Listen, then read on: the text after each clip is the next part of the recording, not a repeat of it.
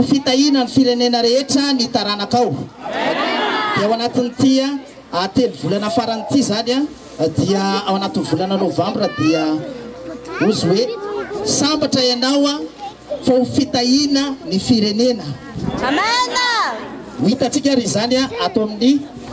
Amosa toko fasivy dia andiny faraka be folo ka hatramin'ny fadimy be folo. Amosa toko fasivy dia andiny faraka be folo ka hatramin'ny fadimy be folo. Rehefa hitantsika izany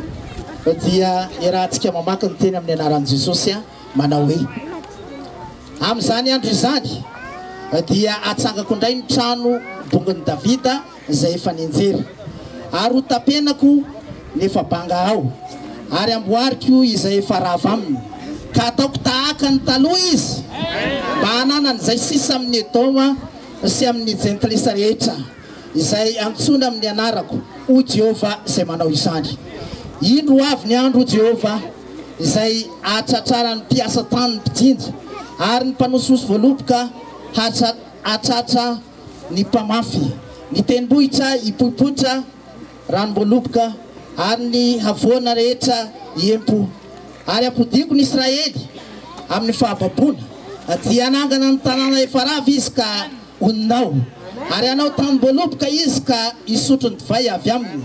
hanao sako izy ka hihinana ny vokatra eny amboleko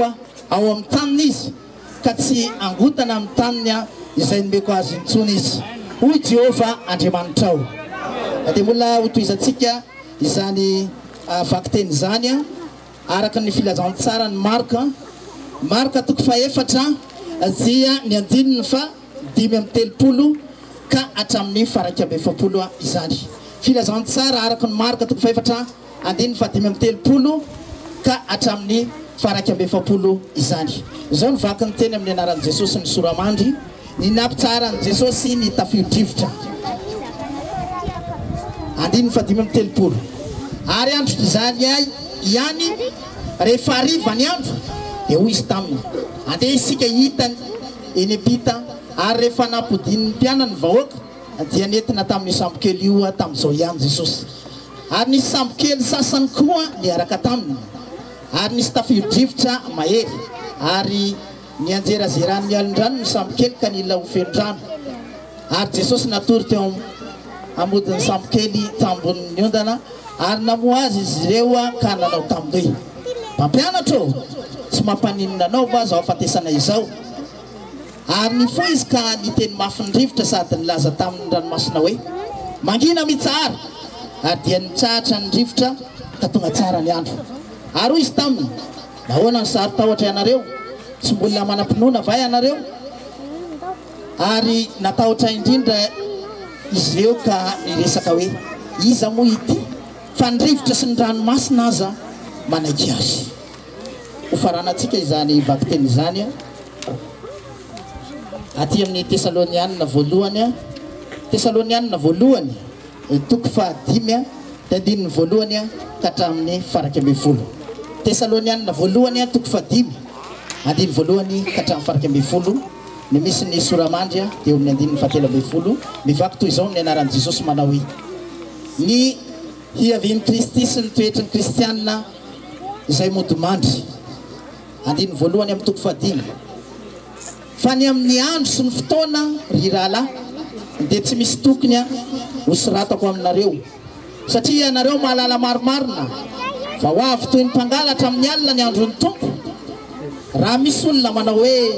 miadana sy mandry fehizay dia anjoy azy tampoka ny fandrignanana toy ny farary ny vehivavy raha miteraka ka tsy ho hafa mandositra mihitsy izy fa ianareo ry rahalahy tsy ao maizina mba hatratranareo toy ny mpangalatra izany andro izany fa ianareo rehetra dia zanaky ny mazava sy zanaky ny andro tsy an'ny alina na amin'ny maizina isika fa dia aza mba matorotony ny sasany isika fa aoka hiambiny ka homiteny fa izay matory dia matory amin'ny alina ary izay mamo dia mamo amin'ny alina fa satria ny andro isika dia aoka homitena ka hitafy ny finoana sy ny fitiavana ho ferovatratra ary ny fanantenana ny famonjena ho ferovan-doha fa Andriamanitra tsy nanendry antsika ho amin'ny fahatezerana fa mba azo famonjena amin'ny alalan'i Jesosy Kristy tompontsika izay maty hamonjy atsika mba hiara-belona aminy isika na matsiaro na matory koa mifananara sy mifampatanjaha tahaka ny ataonareo ihany.